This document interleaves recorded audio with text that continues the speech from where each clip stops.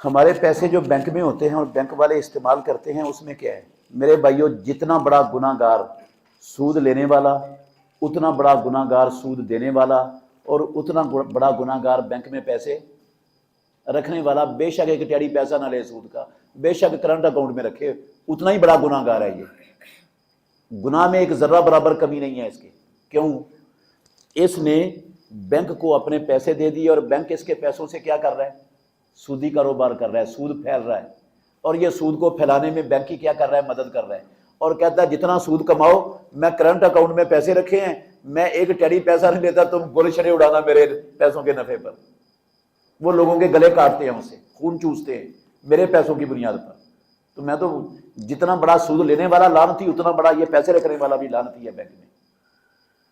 Bank کے account کو صرف ٹرانزیکشن کی حد تک استعمال کر سکتے ہیں، یہ مجبوری ہے حقیقی۔ پیسے رکھنا بینک میں یہ کوئی حقیقی مجبوری نہیں ہے۔ ٹرانزیکشن کی حد تک استعمال کریں، پیسے نہ رہنے دیں اس میں، صرف اتنے کو رہیں جس سے آپ کا اکاؤنٹ زندہ رہے۔ ایک روپیہ بھی زیادہ مت چھوڑیں، جو ہی آئیں اسی وقت نکال لیں، اسی دن، تو پھر آپ پکڑے نہیں جائیں گے اللہ کے ہاں، انشاءاللہ معافی مل جائے گی اس میں۔